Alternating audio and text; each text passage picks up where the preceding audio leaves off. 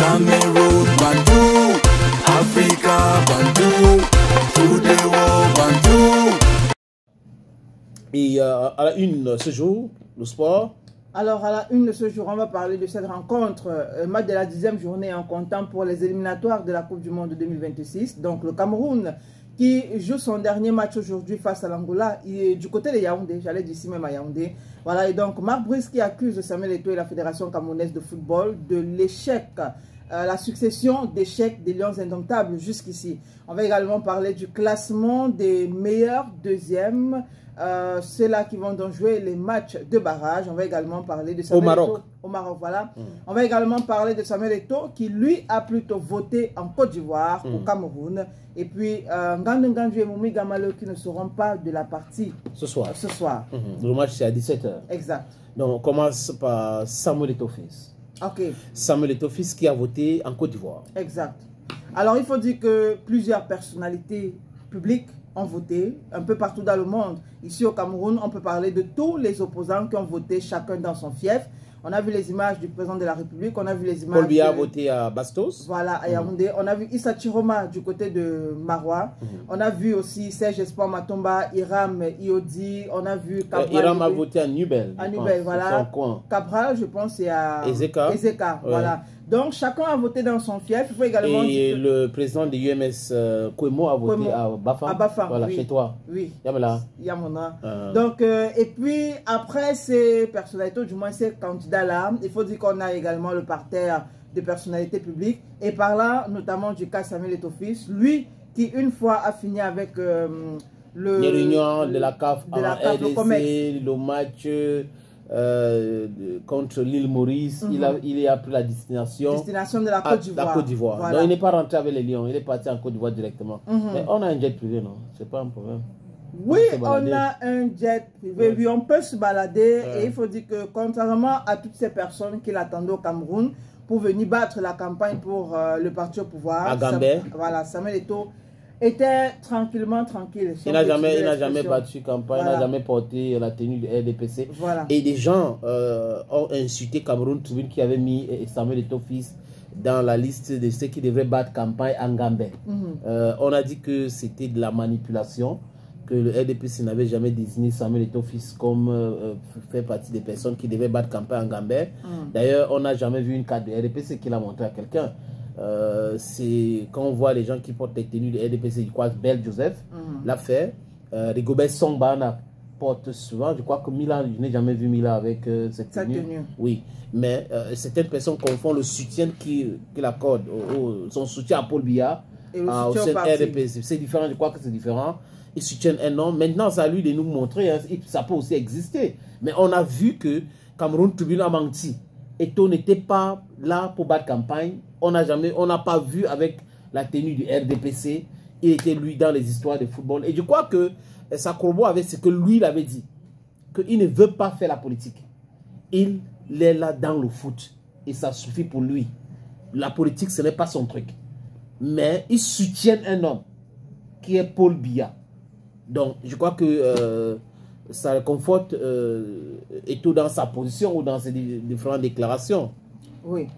Alors, on pensait, ça c'est ce que le sénateur a dit, qu'il allait faire campagne pour le RDPC. Après aussi, il faut quand même que les gens, voilà, que les gens fassent ce distinguo-là entre je soutiens le sénateur et je soutiens son parti. Voilà. Ouais. C'est très important de le faire parce que soutenir Paul Biya n'avait rien à voir avec son parti. Encore que le dire ouvertement ne veut pas dire que forcément c'est ce qui s'est passé dans l'isoloir.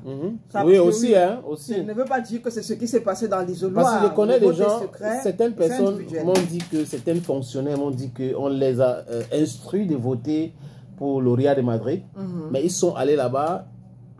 Il m'a dit qu'ils sont arrivés nombreux. Et quand ils sont sortis, ils sont tous votés contre l'Oria de Madrid. Je lui ai dit que comment tu as su que vous avez voté contre le Real? Il m'a dit que, mais attends, quand on est sortis, on commence à parler, non?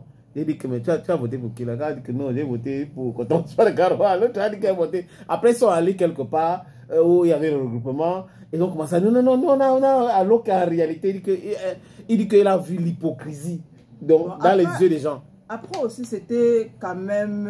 c'était possible aussi de savoir... Parce que ce n'est pas parce que tu es fonctionnaire qu'on doit t'obliger de soutenir le parti au pouvoir. Ce n'est pas possible. Et je voulais dire que c'était aussi possible de savoir même qui est-ce qu'on a voté, qui est-ce qu'on n'a pas voté, par le simple fait que moi, j'ai voulu quand même essayer. Hein, le fait de rentrer... c'est pas bon de rentrer avec certains autres bulletins parce que j'ai voulu voir... Et on t'a stoppé. Oui, mais on m'a stoppé direct parce que le monsieur, il était quand même... Il a vu ma... Il a vu que tu voulais rentrer avec les bulletins que tu n'as pas voté avec. Oui, il a vu ma façon de faire. Il t'a stoppé, tu dois jeter là-bas, madame. Il a dit que bon, celle-là... Donc après, le vote, il est secret. Le vote est individuel. Et je crois que donc, si tu dis ça comme ça veut dire qu'il y avait de la transparence dans ton bureau de vote. Voilà. On n'a pas voulu de la fraude. Exact. Pas des gens qui vont venir rentrer avec les bulletins pour aller montrer que moi, je n'ai pas voté tel, j'ai voté tel. Non, on n'a pas besoin de ça. On n'a pas besoin de ça. Tu votes la personne que tu as voté après. Aujourd'hui, tu peux dire, parce qu'on a déjà voté. Oui, parce que j'ai déjà voté. Tu as voté pour Coton Sport. Oui, j'ai voté Coton Sport de Garoua. Ouais. Et j'étais très fier de mon vote hier. Maintenant, on ne sait pas qui et toi a voté, mais si on s'en tient à ces déclarations, il a voté le Real de Madrid. Oui, il a voté le Real de Madrid ou pas. On peut aussi mettre un point d'interrogation derrière ou pas. Le vote s'est bien passé d'ailleurs. Je pense qu'on a vu les images du vote en Côte d'Ivoire. Il y a une dame là qui était dans le bureau de vote qui était très fière. C'est elle qui a fait le selfie, la vidéo selfie. Elle a fait la vidéo selfie. Après, donc elle était avec elle a fumé et tout. Elle était dans cette vidéo. C'est quand même Eto'o-Fils. Attends, tu rigoles ou tu blagues? C'est quand même Eto'o-Fils. Alors on espère que toujours Samuel Eto'o-Fils sera présent ce jour. Bon, il a le jet privé, non? C'est possible. Voilà. Donc il sera présent à Yaoundé pour la dernière rencontre entre le Cameroun et l'Angola. Dernier match comptant pour la 10e journée des éliminatoires de la Coupe du Monde 2026. Lequel match va se jouer à 17 h, voilà, heure du Cameroun au stade Amadou Ahidjo. Pour ceux-là qui sont à Yaoundé et qui veulent bien se déplacer. Oui, le match va se jouer et on souhaite bonne chance aux Lions. Très important. Alors, et on a l'information comme quoi Ngandou Ngandji ne va pas jouer parce qu'il cumule beaucoup de cartons jaunes, dont il est d'office suspendu.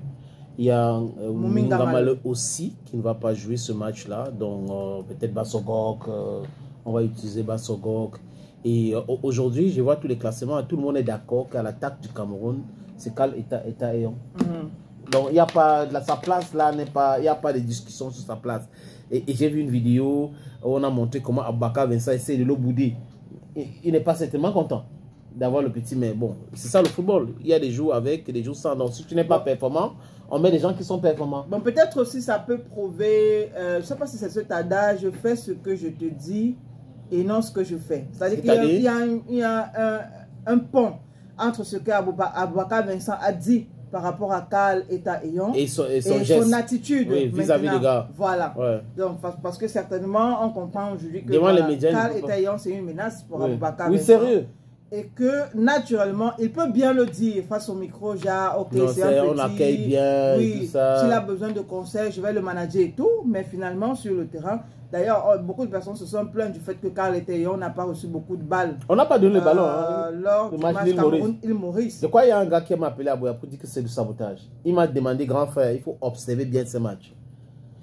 Personne n'a envoyé le ballon vers Kal Eta Eyon. Il se battait pour avoir des ballons. Et un attaquant qu'on ne donne pas, on ne lui fournit pas des ballons, il ne peut pas marquer. Il ne peut pas marquer. Donc du coup, j'ai eu l'impression que quelque part, il y a eu du sabotage. Mais avec l'entrée des Zamboanguissa maintenant, je crois que Zambo n'entre pas dans ces micmacs-là. Il va fournir quand même suffisamment de ballons à Kal Eta Eyon parce qu'il faut marquer beaucoup de buts. Il ne faut pas réserver des buts aux gens qui veulent battre le record de Samuel Eto'o-Fils. Comme Eto'o a dit lui-même, les records sont faits pour être battus. Donc, ce n'est pas la peine d'entrer dans les querelles inutiles, alors que ces records-là doivent être battus un jour. Et donc, on va terminer nos informations sportives avec le classement des meilleurs deuxièmes. Et donc, le Cameroun, qui, il y a quelques jours, se retrouvait à la 5e place, se retrouve actuellement à la 4e place. 4e ou 3e? 3e place. On est 3e. On est 3e plutôt. On n'est pas 4e. Le Cameroun est 3e aujourd'hui parce que le Niger est passé en première position. Mais aujourd'hui, il faut dire que si le Cameroun bat, on est dans les 6, non? On nous avait dit que Marc Brice ne connaît pas les 6. Avec Marc Brice, il n'y a pas les 6, 6, 6, 6, 6, 6. Mais puis, il y a des 6 avec Marc Brice. Si le Cameroun bat l'Angola aujourd'hui et que le Cap-Vert perd face à l'Eswatini, le Cameroun va se qualifier directement. N'est-ce pas? si le Cameroun bat l'Angola aujourd'hui, Oui. et le Cap-Vert perd face à l'Eswatini, bon, Ouais. oui, c'est vrai. C'est ça. Oui, parce qu'en fait, on a besoin de la défaite. Oui, donc, Cap-Vert. donc ici, là, je crois que le Cameroun, c'est Coton Sport de Garoua et Cap-Vert, c'est le Real Madrid. Donc, Bon, ok, d'accord. Ah, Seigneur, ok. ouais, très bon. c'est un peu ça. Donc, il faut... On n'est pas du donc, dans le pool, dans le classement qu'on a devant nous, tu vas donner. Alors, au classement, donc, on a le Gabon en tête, le Niger deuxième, le Cameroun troisième, la RD Congo quatrième. Donc, Ouais. le Gabon avait 16 points, le Niger avait 15 points, le Cameroun avait 14 points, et puis la République démocratique du Congo avec 13 points. Et les Malgaches qui avaient... Oui, qui étaient Madagascar bien qui a placés. 13 points, oui, Oui, qui mais- était d'abord devant le Cameroun, je oui, pense bien. c'est qui a difficile 13 points maintenant. C'est voilà. très difficile pour eux, compte tenu aussi de la situation politique dans leur pays. Hein. On dit que c'est une situation très délicate du côté de Madagascar actuellement, où le président on risque d'annoncer sa destitution à tout moment. Tu sais pourquoi? Problème de délestage. Ok. Délestage, les gars, délestage. Après, hier, on a pensé... Imagine un PK14, délestage, et PK17, délestage. Donc le délestage peut faire que les gens sautent. Ah, ok. Et on a donc la CAF qui a publié comment le barrage va se passer. Dans les 4 meilleurs deuxièmes, demi-finale, demi-finale 1, demi-finale 2 et finale. On a le vainqueur. Ça, c'est pour la CAF. Voilà, il y a d'autres barrages internationaux, 6 pays, et ça va se passer ainsi.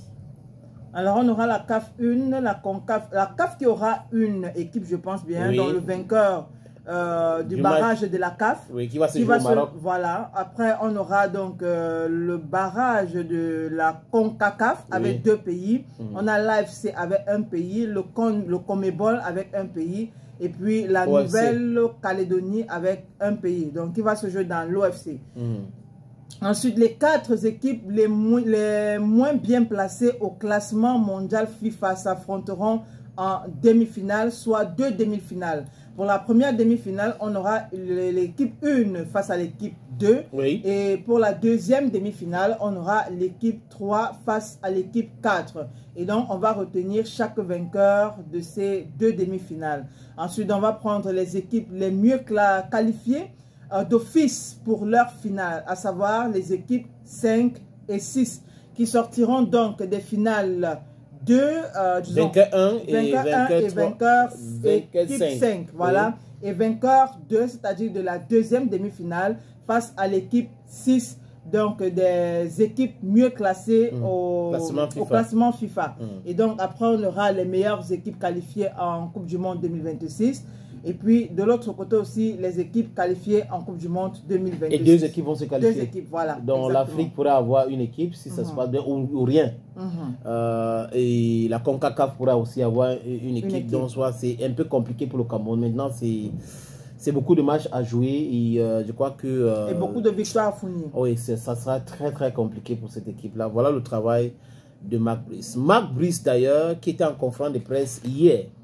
Et pendant cette conférence de presse, c'est vrai que c'est la tradition. Le sélectionneur donne une conférence de presse 24 avant le match. Et il était là avec nous, Toulou, qui sera certainement sur le banc de touche aujourd'hui, parce que tout le monde est d'accord qu'il faut mettre Naguida Aboubakar. Naguida est performant, il joue en Reims. Il est jeune, il est perspicace, il est rapide. Nous, Toulou joue à MLS, dans Major League Soccer aux États-Unis d'Amérique. Il est un peu lourd, un peu fatigué. Peut-être ses yeux aussi, l'âge aussi pèse sur lui. Espérons bien que c'est ça que Marc Brice va faire. Mais maintenant, Marc Brice, dans la conférence de presse, accuse la Fédération camerounaise de football d'être derrière l'échec à Eswatini en Afrique du Sud et au Cap-Vert. Ton avis? Bon, moi, je pense que c'est un peu abusé. Je pense que c'est même un peu trop posé de sa part de dire que c'est la Fédération camerounaise de football qui est derrière l'échec de l'équipe. Chaque personne a sa part, sa quote-part à donner pour la réussite de peu importe la rencontre. Mais je pense que la FECAFOOT n'intervenait à aucun niveau. Bon, quand je dis chaque personne, je ne mentionne pas ici la fédération. Je parle beaucoup plus des joueurs et même du staff technique. Et maintenant, lui, quand il dit que la fédération aujourd'hui est derrière l'échec, c'est parce qu'il veut en fait parler de Joachim Mununga pour dire... Non, il n'a pas expressément parlé de lui, mais on sait que c'est ce que bon, je qui est veux dire, dans sa tête. implicitement, Oui, c'est ce à quoi ça renvoie. Je t'explique juste ce qu'il a dit. Tu vas continuer avec ton commentaire. Okay. Il parle du retard à l'arrivée de l'avion en Afrique du Sud. Et le fait qu'ils ont pris la route pour aller jouer un match. Mais tout le monde sait aujourd'hui que c'est le ministère qui contrôle les lions indomptables. C'est le ministère qui loue les avions. C'est le ministère qui organise les voyages. Donc, le ministère ne peut pas organiser un voyage boiteux, accusé de retard, et ça devient le problème de l'Africa Foot. Quand les joueurs sont arrivés en Afrique du Sud, où l'aéroport de Nesprim était déjà fermé, Samuel Eto'o a loué, a payé l'hôtel pour que les gars dorment là-bas, de ses poches. Et Marc Brice, André Onana, Narcisse Ouellekombi ont refusé. Il les a dit que vous devrez vous reposer avant de jouer le match là. Le repos est nécessaire. Les gars ont dit, ah, comme c'était les Eswatini, on va gagner. Ils sont allés faire match nul. Voilà le problème du Cameroun, hein, jusqu'à aujourd'hui. Et pendant ce temps, il y a la Tunisie, l'Égypte, le Maroc, le Ghana qui s'est déjà qualifié pour la Coupe du Monde. Bon, à lui, ça, je pense que il a un peu trop minimisé les Camerounais. Il s'est dit, parce que ça aussi, il faut penser à ça, il s'est dit que bon, comme j'avais le numéro de téléphone du ministre dans mon carnet d'adresse, ça fait de moi une personne intouchable. Une personne intouchable. On ne peut pas me parler n'importe comment, mais c'était sans ignorer, bien sûr, le comportement des Camerounais. J'ai l'impression que de là où il sort, il n'avait pas encore rencontré un Camerounais, et quand il est arrivé ici, il n'avait pas encore touché réellement du doigt qui est un Camerounais. Aujourd'hui, accuser la Fédération camerounaise de football, je pense que c'est à tort. Ouais. Parce que lui-même, c'est une faute lourde, même. La Fédération camerounaise de football est derrière l'échec, ou du moins en manigancé pour que les Lions échouent. Pourquoi faire? Que toi, entraîneur, tu as fait pour contrecarrer? Point d'interrogation. Un entraîneur incompétent, qui n'a pas un style de jeu, qui n'impacte pas le match, dépasse ses changements, qui n'a pas une bonne lecture de match, qui passe son temps à penser au derrière de son PUTE, de Mununga. C'est tout son travail en tant que sélectionneur. Si lui aujourd'hui même il parle de, je ne sais pas comment il va dire ça, de l'échec sénateur, comme on est en train de parler de style de jeu, comme on est en train de parler de style de jeu, je voudrais savoir, moi avant c'est quoi, c'est l'Eswatini, on a joué contre l'Eswatini, je pense que j'ai vu ce match là. Si moi mon cœur ne sait pas arrêter le jeu là, parce que j'essayais de comprendre, bon, si moi une fille, je ne comprends pas les techniques de jeu qu'on a au stade là. Je me demande bien comment les hommes vont faire pour expliquer, du moins pour commenter entre eux, les techniques de Marc Brice. Parce que ça n'avait aucun sens. Il n'a pas de technique, il n'a pas de style. Et il va venir nous dire que c'est la fédération. Mais la fédération, ce n'est pas la fédération qui met une technique de jeu de 4-4. Tu ne sais pas si c'est 4-4-2 ou 3-3-3 ou 4-3-3. C'est pas la fédération. Tu connais maintenant ces choses. 4-3-3. Oui, parce qu'à l'époque, ou 4-4-2. Voilà. À l'époque, on jouait plutôt 4-2-4. Voilà. Mais aujourd'hui, ça a changé. Mais ce n'est pas la fédération qui met ça. C'est le coach. C'est le coach, non? Oui. Et la fédération, le rapport, c'est lequel? Le rapport, c'est Mununga. C'est que certains disent non. Ça, c'est le dernier match. Il va partir. Quoi qu'il faut qu'on le chasse. On va voir ce que ça va donner. Mais quelqu'un va dire qu'on est concentré maintenant sur le match Real de Madrid contre Sport. Il vient entrer dans la distraction. Et c'est un mauvais perdant. Quand vous voyez quelqu'un comme ça qui n'arrive pas à assumer ses responsabilités, donc il échoue, mais il ne veut pas assumer, il commence à accuser quelqu'un d'autre, c'est un très mauvais perdant.